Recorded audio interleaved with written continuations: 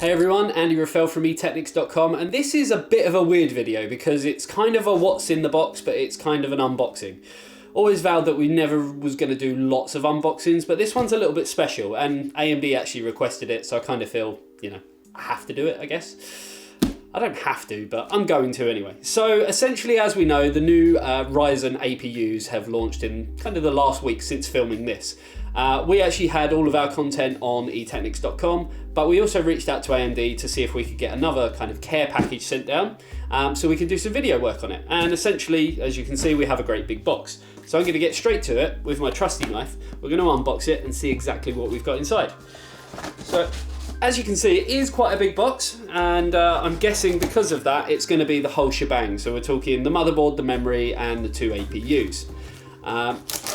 Looking at it, and the performance figures that we've seen from the APUs already, it is basically a fantastic product. I can only hope that AMD are going to kind of follow on from that and maybe develop something, you know, a little bit faster, maybe more cores, but with the same kind of architecture. Now, I will tell you now, because a lot of people have kind of got a bit of a misconception about these purely because of the naming structure.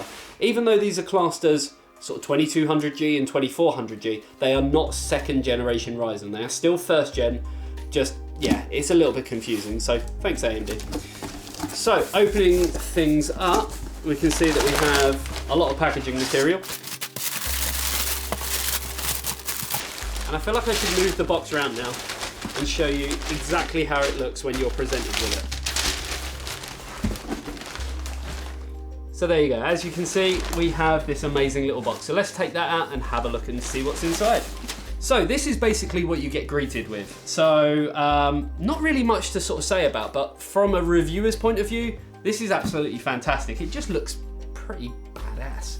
As you can see, we actually have got the Ryzen wooden box up here as well. Hopefully it's in shot of the camera, but I'm sure in lots of other videos you guys have seen it. This is essentially what the initial Ryzens kind of launched in for reviewers. So call it a reviewer's kit, call it whatever you like. This one, probably not as fancy, it's not in a wooden box, but it still looks nice with obviously the Ryzen Zen logo and everything on there.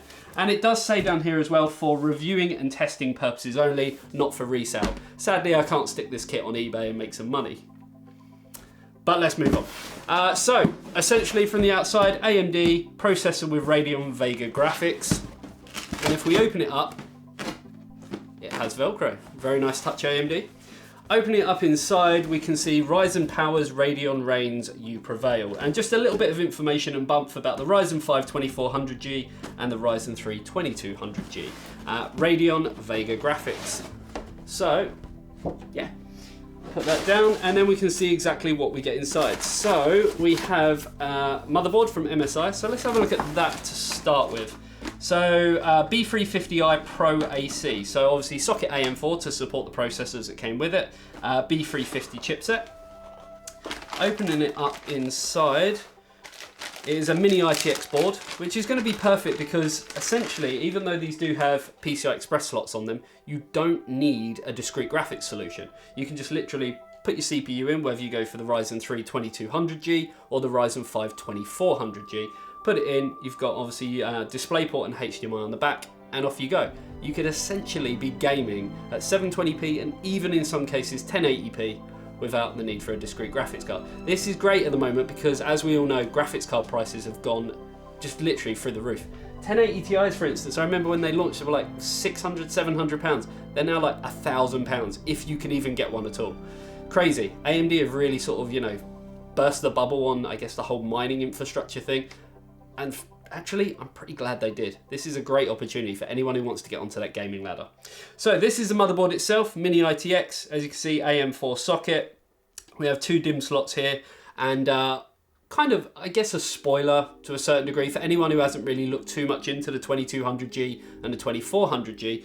But anyone who does, you already know, Ryzen absolutely adores memory. So if you can get stupidly fast memory in here, overclock it, then you know you're onto a winner. And I'll get onto the memory they sent us in a short second. 24 pin, we've got 4 SATA ports here, PCI Express, and being MSI, it has got their kind of aluminium armor on there as well. Other than that, not really too much to say about the board. Looking at the rear I/O, you can see we've got USBs, a PS2 port for those who are a little bit nostalgic. DisplayPort and HDMI, as I already said. 2 more USBs here, another 2 here, gigabit Ethernet, Wi-Fi AC as well, provided by Intel, and then obviously your audio channels. Inside the box for this one, you get the usual bump. You get a rear I/O panel, pretty basic looking one. You get a couple of SATA cables and all your Wi-Fi antennas as well. Driver CD for anyone who actually still uses them. I don't even know people who even have CD or DVD drives anymore. And then the usual kind of reference guides and whatnot as well. So yeah, we will kind of, have some content up based around this board very, very soon. So obviously I mentioned memory support. So if we have a look there, they've actually sent us some G.skill FlareX. The reason they did this, and I know why, the G.skill FlareX is probably the most universally compatible memory in the world. So obviously it makes sense because Ryzen can be a little bit picky when it comes to memory. So obviously it makes sense for them to team up with G.skill, send it out for us reviewers so they know it's going to be fully compatible, because every motherboard is going to be different as well.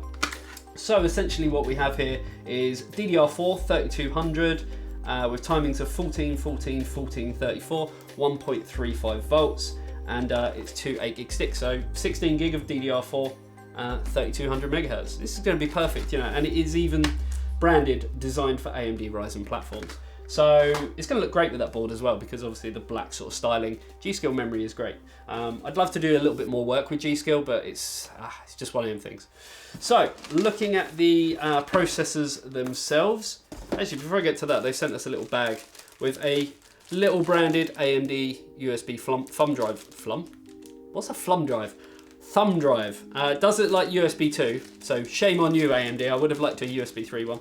And I'm not actually sure if there's anything on this. There's no information. It could either be a media kit, press kit, drivers, that kind of thing, for obviously when these were sent out before the launch, or it could just be a blank flash drive. We'll find out, but I might be able to use that for making into a bootable drive for Windows 10 or something. But generally I'd rather use USB 3 because it's a little bit quicker. But I digress. So let's start with the Ryzen 3 2200G. So the box it comes in is actually very similar to, not similar to Threadripper, but similar to the other boxes that you can see. The only difference is obviously they do brand it, stating that it has Radeon Vega graphics. So without a spec sheet on hand, I am a little bit kind of blind trying to remember all the facts and figures. But we have the Ryzen 3 2200G 4-core processor, 3.7 GHz max boost, and 3.5 GHz base clock. If I remember rightly, with the Vega graphics on this has 8 Vega cores. So the good thing is with these as well, being retail packaging, they do come with the cooler. So you can see the cooler itself, thermal paste pre-applied. Nice and simple, but does the trick. It's actually really good and will easily get these processors to about 4 GHz. So obviously you get that included, and then the processor itself with a little sticker to put on the side of your case. So overall, you kind of get everything you need in one package with this processor.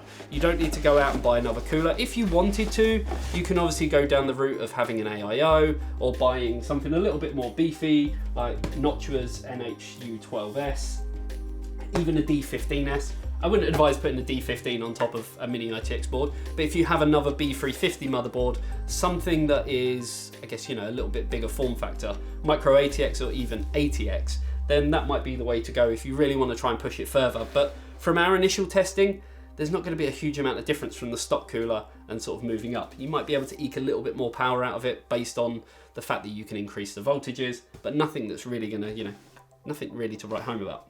The Ryzen 5 2400G is a 4-core, 8-thread processor, 3.6 GHz base clock, 3.9 GHz boost clock. So being able to hit 4 GHz on this is just going to be even easier. Again, opening it up, you can see branding-wise, processor with Radeon Vega graphics. And if my facts and figures in my head kind of serve me correctly, I believe this one has 11 Vega cores. So again, you get exactly the same cooler. These are fantastic coolers. I'll shout about it all day long. They do the job, and they do the job well. They're very, very low profile. They're very, very quiet. I mean, what more could you actually want from a CPU cooler? Like I say, you could go down the route of having AIOs. You might only get another 100 megahertz out of it, maybe. From our testing, there's not really much in it. So again, there's the processor. looks typically like any other AMD processor. They haven't really changed the design of their processors and the IHS for quite some time, and I can't really blame them because whatever they're doing seems to work. So there you go. That was just really a quick unboxing of everything AMD.